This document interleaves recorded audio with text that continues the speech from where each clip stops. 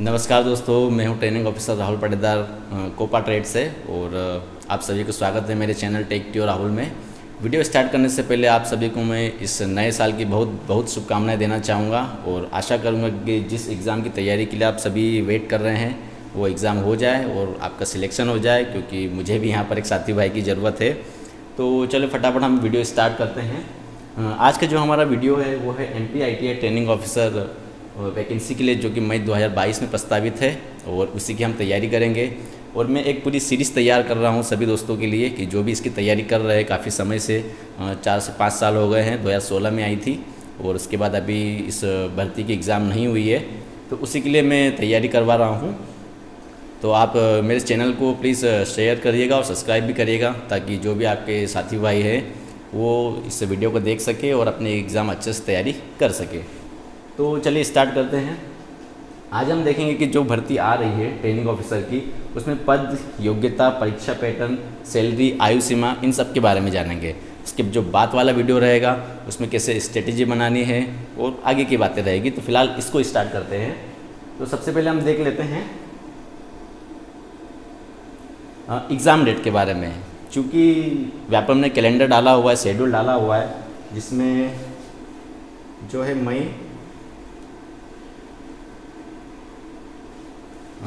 2022 में ये प्रस्तावित है एग्ज़ाम, और इसी का अभी वेट किया जा रहा है। तो देखते हैं इसका जब रूल बुक आएगा, नोटिफिकेशन आएगा जो भी डिपार्टमेंट की तरफ से, तब क्लियर हो जाएगा कि एग्ज़ाम का डेट कब आ रहा है। शेड्यूल के हिसाब से मई 2022 में प्रस्तावित है। तो चलिए इसका तो वेट किया जाएगा। पहले बात कर लेते हैं जो पूर्व पदों की, यानी कि पहले जो एग्ज़ाम हुई थी 2016 में और जो 2013 में एग्ज़ाम हुई थी उसमें कितनी पोस्ट थी, उसके बाद 2016 में 3 साल बाद कितनी पोस्ट हुई है, और इस बार 2022 में कितनी पोस्ट होने वाली है। तो सबसे पहले पूर्व पदों को देख लेते हैं कि जो इससे पहले जो कोपा ट्रेड के पद थे वो कुछ 48 पद थे यहाँ पर, यानी कि सभी ट्रेड वाइज मिला करके टोटल 48 पदों के लिए एग्ज़ाम हुई थी कोपा व्यवसाय की। और इस बार के पदों के लिए हम बात करने से पहले एक चीज़ मैं आपको बता दूं कि आपने काफ़ी सारे यूट्यूब चैनल्स पे देखा होगा कि वहाँ पर उन यूट्यूब चैनल्स में 2000, 3000, यानी कि 2013 से एग्ज़ाम नहीं हुई है, 2016 से एग्ज़ाम नहीं हुई है, तो अभी 5 सालों में 200 पद के हिसाब से 2000, 3000 पदों की भर्ती होगी, जो कि बिल्कुल सही नहीं है। इतने सारे पदों पर भर्ती नहीं करेगी गवर्नमेंट। और इसके लिए मैं बता देता हूँ कि कितने पदों की एक्सपेक्टेड भर्ती होने वाली है। अब ये जो गेजेट है MP स्किल डिपार्टमेंट का गेजेट है, यानी कि मिनिस्ट्री ऑफ लेबर का जो है, जो कि तकनीकी शिक्षा इसके अंतर्गत आता है, उनकी तरफ से गेजेट जारी किया गया था 18/8/2020 को। चाहे तो आप इसे गूगल कर सकते हैं। और ये जो नोटिस आया था इसमें यही बताया गया है कि ट्रेनिंग ऑफिसर पदों की कितनी पद निकाले जाने की संभावना है। तो आप यहाँ पर मैं आपको ध्यान दिलाना चाहूँगा यहाँ पर कि सबसे पहले इसे पढ़ लेते हैं थोड़ा, तो आपको और आइडिया हो जाएगा। यहाँ कैटेगरी ऑफ ऑफिसर में देखेंगे कि जो ग्रेड 3 ट्रेनिंग ऑफिसर के पद के लिए है, और इसमें लिखा गया है, इसको एक बार पढ़ लीजिए। As the department decides post 5 to 6, यानी कि 526 सिलेक्शन ग्रेड हो, CSS में डिफर विद बेगा शहरी एंड कम्फर्ट, यानी कि 526 पद प्रस्तावित है और इसमें चेंजेस हो सकते हैं अगर बेगा और शहरिया के जो अभ्यर्थी है उनके लिए भी अगर कोटा उन्हें अलग से प्रोवाइड किया जाता है, क्योंकि पिछली बार अलग से उन्हें कोटा दिया गया था इसमें, और उनके डायरेक्ट सिलेक्शन हुए थे, उन्हें सिर्फ मेरिट के आधार पर ही ज्वाइन करवा दिया गया था। और इसमें दिया गया है कि कुछ 375 में 375 रुपये कुछ HRA का भी स्टेटस बताया गया है। और ये जो है आप इसको बिल्कुल बाकायदा गूगल करिएगा, 18/8/2020 का गेजेट है, इसमें बताया गया है कि कितनी पोस्ट आने वाली है। हो सकता है इसमें कुछ 550 या कुछ कम ज़्यादा हो जाए, बट 1000 या 2000 बिल्कुल नहीं आने वाली है। तो इसे आप देखिएगा। और 526 पद जो है प्रस्तावित है। उसके बाद देख लेते हैं हम आयु सीमा, यानी कि इसमें कितनी एज तक जो मैक्सिमम एज है कोई भी अभ्यर्थी इसमें अप्लाई कर सकता है, तो उसकी बात कर लेते हैं। तो न्यूनतम आयु सभी पदों के लिए 18 वर्ष है, यानी कि आपको 18 वर्ष की न्यूनतम आयु आपकी होनी चाहिए।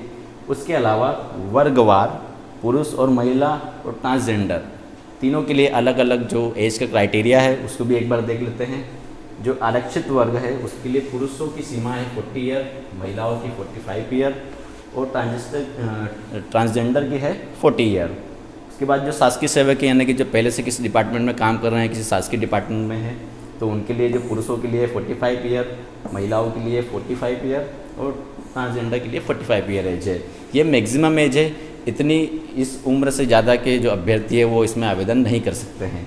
तो इस चीज़ को आपको बिल्कुल ध्यान रखना है। और जो भूतपूर्व सैनिक यानी कि जो एक्स सर्विसमैन है, जो किसी फोर्स में काम कर चुके हैं या फिर VRS ले चुके हैं या फिर रिटायरमेंट उनका हुआ है, वो सब भी इसके लिए अप्लाई कर सकते हैं। उनके लिए भी जो पुरुष में 45 ईयर और महिला के लिए 45 ईयर एज का जो है क्राइटेरिया है, और ट्रांसजेंडर के लिए भी 45 इसमें एज का मैक्सिमम रखी गई है। और जो इसके अलावा काफ़ी सारे बच्चों के कमेंट्स आए थे कि सर इस बार क्या हमें जो अदर स्टेट के जैसे कि महाराष्ट्र और यूपी के स्टूडेंट्स हैं, उनका मुझे कॉल और मैसेज भी आया था कि क्या सर इस बार हम भर सकते हैं क्या फॉर्म इसमें अदर स्टेट के लिए, यानी कि मध्य प्रदेश ITI के लिए। तो इस चीज़ के बारे में जो शिवराज सिंह ने घोषणा की थी कि मुश्किल है इस बार, क्योंकि कोरोना की वजह से वैसे ही बेरोजगारी की थोड़ी दिक्कत थी। तो उन्होंने बताया था ऐसा कि उन्होंने शायद घोषणा भी की थी कि जो अदर स्टेट के लिए इस बार उन्हें मतलब अलाउ नहीं किया जाएगा। बट पता चलेगा जब इसका शेड्यूल आता है, रूल बुक आता है। तो इसकी जो आयु सीमा की हम बात कर लेते हैं कि अन्य राज्यों के लिए पुरुष, महिला और सभी वर्ग के लिए जो है 35 ईयर एज मैक्सिमम इसमें होनी चाहिए, तभी जाके आप इस एग्ज़ाम के लिए एलिजिबल रहेंगे। तो अगली स्लाइड देखते हैं। इसमें बात करते हैं न्यूनतम योग्यता की। इसमें भी एक चीज़ आपको मैं क्लियर कर दूं, काफ़ी बच्चों के ये डाउट्स भी थे कि सर हमारे पास किसी उर्दू यूनिवर्सिटी का डिप्लोमा है या और भी कुछ ऐसी यूनिवर्सिटी थी जिनका मैंने नाम नहीं सुना था, और काफ़ी मुझे इनको ढूंढना पड़ा, रिसर्च करना पड़ा, और मेरे डिपार्टमेंट में भी मुझे पूछना पड़ा कि सर ये डिप्लोमा इसमें लग जाएगा कि नहीं लगेगा, इसके लिए एलिजिबल है या नहीं है। तो सबसे पहले इसको देख लेते हैं, फिर उसकी बात करते हैं। इसमें जो न्यूनतम योग्यता है वो है 10th प्लस ITI कोपा, यानी कोपा के साथ आपका NCVT या SC सर्टिफिकेट में आपके पास कोपा का जो है पास किया हुआ ITI का डिप्लोमा होना चाहिए, और आपके पास 10th भी पास की हो जानी चाहिए, यानी कि न्यूनतम योग्यता है। इसके अलावा फिर जो है 12th प्लस 2 ईयर डिप्लोमा, यानी कि इंफॉर्मेशन टेक्नोलॉजी में आपके पास 2 साल का जो पास किया हुआ डिप्लोमा होना चाहिए 12th के साथ। उसके अलावा डिग्री की बात करें तो अगर आपकी कोई सी भी डिग्री है, जैसे कि BSc हो गया जिसमें कंप्यूटर एक सब्जेक्ट के रूप में है, तो आप उसमें आप उस डिग्री के साथ भी इस एग्ज़ाम के लिए एलिजिबल होंगे। तो इसे ध्यान रखिएगा, आपका जो कंप्यूटर है एज अ सब्जेक्ट आपकी डिग्री में होना चाहिए, तो भी आप इसके लिए एलिजिबल रहेंगे। इसमें कोई अगर आपको कोई डाउट आता है या आपके पास ऐसी कोई डिग्री है जिसमें आपको थोड़ा कन्फ्यूज़न है सब्जेक्ट को लेकर, कंप्यूटर एप्लीकेशन, कंप्यूटर साइंस, तो आप मुझे बिल्कुल कमेंट बॉक्स में पूछ सकते हैं। मैं लास्ट में आपको अपना WhatsApp नंबर भी प्रोवाइड कर दूंगा। आपको कोई भी इशू आता है आप बिल्कुल मुझसे पूछ सकते हैं, आपकी हेल्प की जाएगी। उसके बाद देखते हैं polytechnic diploma in computer subject. Computer subject के साथ अगर आपके साथ पॉलिटेक्निक डिप्लोमा है तो भी आप इसके लिए एलिजिबल है।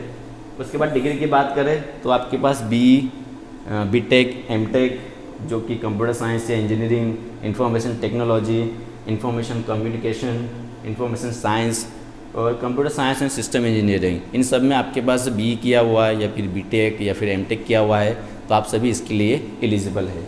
उसके अलावा जो लास्ट है वो है BCA और MCA किसी जो UGC अप्रूव्ड रिकॉग्नाइज यूनिवर्सिटी होती है, उसके पास अगर आपके पास BCA MCA का डिग्री है तब भी आप इसके लिए एलिजिबल है।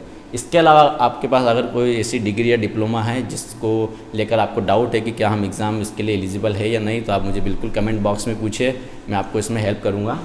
चलिए इसके बाद अगली स्लाइड देखते हैं, एग्ज़ाम का पैटर्न। तो हम देख लेते हैं एग्ज़ाम का पैटर्न किस तरह का है। जो 2013 में एग्ज़ाम हुई थी उसका पैटर्न कुछ अलग था, और 2016 में हुई थी उसका पैटर्न मैं आपको बता रहा हूँ। अब जो 2022 का पैटर्न है वो एक्चुअली अनएक्सपेक्टेड है, हो सकता है कि यही पैटर्न हो, और जहाँ तक 99% प्रोबेबिलिटी संभावना है कि यही आपका एग्ज़ाम में पैटर्न रहेगा। तो चलिए इसको देख लेते हैं। आपका जो है एग्ज़ाम जो रहेगा वो 2 घंटे का रहेगा, उसमें कुल 100 प्रश्न रहेंगे, और जो आपके जो 200 प्रश्न रहेंगे, जो 100 क्वेश्चन रहेंगे, वो 2 सेक्शन में डिवाइड रहेंगे, सेक्शन 1 और सेक्शन 2, 2 सेक्शन में डिवाइड रहेंगे, जिसमें आपके 25 जो क्वेश्चंस रहेंगे वो 10वीं लेवल की, मतलब कि 10वीं जो 10th बेस इतने लेवल के science, maths, general knowledge, reasoning और बेसिक कंप्यूटर नॉलेज के क्वेश्चंस रहेंगे। और इसके अलावा जो आपका दूसरा सेक्शन रहेगा 75 नंबर का, उसमें आपका जो है ट्रेड व्यवसाय पूछा जाएगा, यानी कि टेक्निकल पूछा जाएगा। अगर आप इलेक्ट्रिशियन के लिए तैयारी कर रहे हैं तो आपका उसमें इलेक्ट्रिशियन पूछा जाएगा, अगर आप फिटर या फिर डीजल मैकेनिक, वेल्डर, किसी और ट्रेड के लिए कर रहे हैं तो उसका पूछा जाएगा टेक्निकल पार्ट। चूँकि हम कोपा की बात कर रहे हैं यहाँ पर, तो यहाँ पर आपको कोपा का जो है टेक्निकल क्वेश्चंस पूछे जाएंगे 75 नंबर के। इस तरह आपका जो 100 क्वेश्चंस रहेंगे, आपके पास 2 घंटे का समय रहेगा। इसमें कोई नेगेटिव मार्किंग नहीं होगी, यानी कि एक क्वेश्चन 1 मार्क का रहेगा। तो इस चीज़ को आप देखिएगा। और इसके रिगार्डिंग आपको इसकी जो है एग्ज़ाम पैटर्न के लिए रूल बुक भी मिल जाएगी व्यापम की वेबसाइट पे, आप चाहे तो वहाँ से भी देख सकते हैं। इसमें कोई आपको कोई इशू है सब्जेक्ट को लेकर, किसी टॉपिक को लेकर, तो बिल्कुल मुझे पूछिएगा। इसके बाद जो मैं वीडियो बनाऊँगा, जो सीरीज़ स्टार्ट हो रही है, उसमें मैं हर एक चीज़ क्लियर करते जाऊँगा। और इसके अलावा भी अगर कोई चीज़ मुझसे छूट जाती है और आपको कुछ चीज़ का डाउट रहता है तो बिल्कुल आप मुझे पूछिए, मुझे सजेशन दीजिए, मैं उसको और इम्प्रूव करके आपके लिए इन्फॉर्मेशन जुटा के लाऊँगा। तो अगली स्लाइड देखते हैं। सैलरी की बात करते हैं। सबसे पहले आप नौकरी ले लीजिए, सैलरी की फिक्र बिल्कुल मत कीजिए, क्योंकि यहाँ पर नौकरी इंपॉर्टेंट है, सैलरी इंपॉर्टेंट नहीं है। फिर भी हम बात कर लेते हैं सैलरी की। तो यहाँ पर जो है सभी पदों के लिए वेतन रहेगा आपका 3200 ग्रेड पे रहेगा। ये 6 पे के हिसाब से, यानी छठवें वेतनमान के हिसाब से है। लेकिन आप 7वें वेतनमान जो कि सभी कर्मचारियों को लग गया है मध्य प्रदेश सरकार, राज्य सरकार के, तो आपको जो है पे लेवल 8 की जो है सैलरी आपको मिलेगी। यानी कि जब अगर मई 2022 में आपको एग्ज़ाम होता है तो और आपकी 1 साल बाद, लगभग 1 साल बाद आपकी ज्वाइनिंग होगी, तो ज्वाइनिंग के टाइम पर आपको जो कि ज्वाइनिंग टाइम सैलरी रहेगी वो कुछ 43,000 की समथिंग रहेगी। तो आप इसको ज़्यादा मत सोचिए, आप फोकस करिए आपकी एग्ज़ाम पे, ना कि सैलरी पे। एक सैलरी तो जो है वो मिलती रहेगी, मेन तो है एग्ज़ाम, उसकी तैयारी कीजिए। चलिए आगे देखते हैं। तो जो अगला इसके बाद हमारा वीडियो रहेगा, वो जो इसकी तैयारी कैसे करना है, इसमें क्या स्ट्रेटेजी है, इसका सिलेबस कैसा है, क्या जो व्यापम की वेबसाइट पे सिलेबस दिया गया उसमें सही पूछा जाएगा या फिर उसके अलावा भी कुछ टॉपिक्स रहेंगे, इसके बारे में देखेंगे। तो आप प्लीज़ मेरे चैनल को सब्सक्राइब कीजिए। अगर आपको वीडियो पसंद आता है तो इसे शेयर भी कीजिए, और अपने जो भी साथी है उन्हें बताइए कि जो है ITI की प्रिपरेशन के लिए हम सीरीज़ तैयार कर रहे हैं, और उन्हें किसी भी तरह की जो सपोर्ट की ज़रूरत है एग्ज़ाम मटेरियल को लेकर या फिर स्ट्रेटेजी को लेकर, हम बिल्कुल इसे क्लियर करेंगे। और आप सभी को फिर से इस नए वर्ष की शुभकामनाएं। अच्छे से तैयारी कीजिए, और मैं आपको जल्दी जो नेक्स्ट वीडियो अपलोड करूँगा। And thanks for watching. Thank you.